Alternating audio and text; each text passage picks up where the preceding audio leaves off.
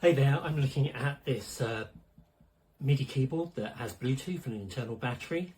On the back you've got a jack for a pedal, you've got a 1/8" jack for Midi. I'm not sure which type it is. There's two different types. Power switch, a USB-C to charge it with, and an indicator to show you the charging. You've got a pitch and modulation wheel. And everything is shown on this very small but usable OLED screen, and it shows you the values as you change them on here on the knobs, but also it shows you the velocity of the pads, which is nice. Now, first off, I say it's really well made. Actually, it's as well made as some of the top brands, Novation, Akai, etc. You've got 8 knobs. They're not particularly wobbly or anything. The pads aren't too spongy. They change velocity nicely, as I said. So the build quality is really good, and more importantly, the Bluetooth connection is solid. As you can see, there's pretty much, well, there isn't any noticeable latency really. It's immediate. I've got it attached to the Mini Moog app, and I've got it on 64 and at 48 kilohertz at the buffers at 64, and it's immediate. I can't notice any low latency unless I really focus, but certainly your brain will adjust completely. So most people aren't going to notice anything, I don't think, unless you're really sensitive to latency. So 8 knobs. You've got 16 pads actually, because you've got this bank A and B. Now, what I will say about the knobs and the pads is the editing is pretty much non-existent. On the knobs you can only change the CC, and on the pads you can only change the note number. You can't say change the pads to CC values, which is a terrible shame really. I don't know whether there's a software editor. Not as far as I can see. There's nothing in the manual. So if you want to get into those deeper functions, this probably isn't the keyboard for you. For instance, I mapped out my controllers here, not encoders even, but I wanted to map the pads to the switches on the Mini Moog, which I couldn't do. So that's a bit unfortunate. I'd like to see some sort of way to change them to CC values. Okay, so let's go through the functionality. As I've been talking about controls, we'll start there. You've got controller setting, and basically you can just turn each knob and change the CC value it gives out, and that's it. There's no other controls for changing the encoders. And likewise with the pad, you just keep your finger on the pad, press the pad you want, and then you can use the encoder above to change the note number that the pad gives out. And that's it. Unfortunately, you can't change the colour of the lights or anything like that. So it's fairly basic in that respect. Now, where this keyboard really shines is the sequencing, and while it's not groundbreaking, it's got a couple of cool features. So I'll just get onto this section here. Before I get onto the arpeggiator, you've got octave up and down, and transpose in semitones, I think, and octave, and everything's displayed on the small OLED here. You've got a tab tempo button, so you can tab tempo.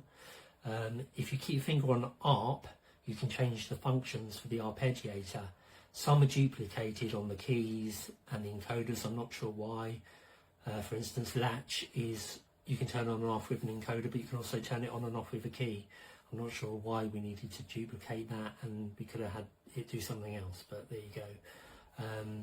So here you can change the chime division, the swing amount, and although you've got swing here, these are set increments. With the swing, with the encoder, you can change in fine increments, so there's some purpose there. You can change the mode of the arpeggiator. So up, down, the order you played it, random, etc, etc. You can change whether it's synced internally or externally, and this switch here changes the BPM. So if I put the arpeggiator on, can slow it down if I want it to go more slowly. There we go. And if you keep your finger on arpeggiator, you can change the note increment, quarter notes, triplets. You can change the order from here as well as from the encoder, and you can change how many octaves it goes through as well as on the encoder. Doubled up again there for some reason.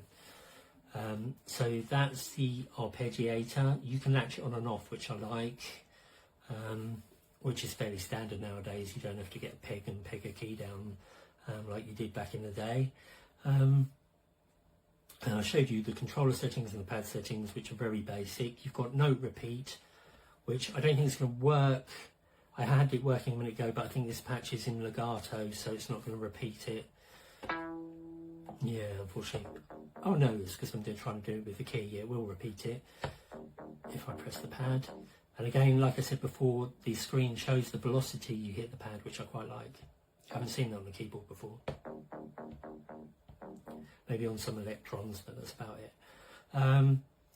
So if you keep your finger on note repeat, you can change the increment at which it repeats at. So this will repeat it faster. And if it's repeating quarter notes, so that's no repeat. You've got bank A and B buttons, so you can go from bank B pads. So you've really got 16 pads, not 8. So there's 16 notes you can choose from. So obviously you can assign that to a drum rack or whatever it's called, or whatever your software is calling it. And you've also lastly got a function from the old MPCs, and this is very much stylized on the Akai controllers, I think. You've got full level, which will just play the pads at full velocity. So you might want to do that and then edit the velocities manually later. And that is pretty much it. Unfortunately, there's not any deeper software or editing menu in which to change the controls. I'd like to see that. But it is priced similar to some other controllers that do a lot more. So from that point of view, it seems expensive. But then you have to remember you've got Bluetooth, which is solid on this. So that you're paying for that, and the internal battery as well, which you don't get on a lot of the big brand controllers. So that's a real boon, I think. If you just want to grab an iPad and jam on your bed, this is perfect. And also the build quality is up there with the top brands as well. The velocity response from the pads, the controllers feel solid. I mean, it's a huge downside that they haven't got scaling. They really need to get scaling on the controllers, because it is really no fun going through it, 127 values really slowly. But other than that, because it's got the battery, because it's Bluetooth, because it's well built, I think it is worth its money. Sure, it hasn't got the features that the big brands have got. It hasn't got the software to change things like pads to CCs. But you may not be looking for that. If you just want a solid keyboard that you can map a few controls to, play some drums with,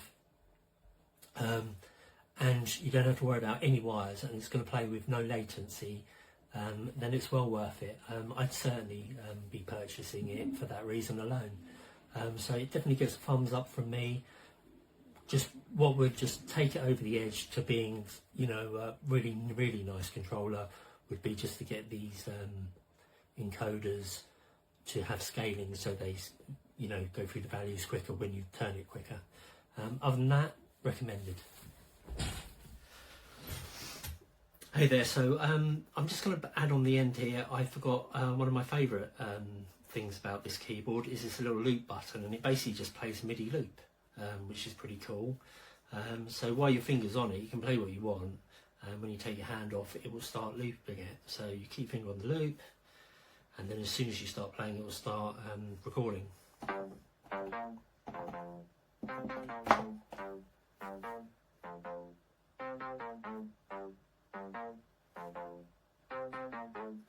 So that's quite cool.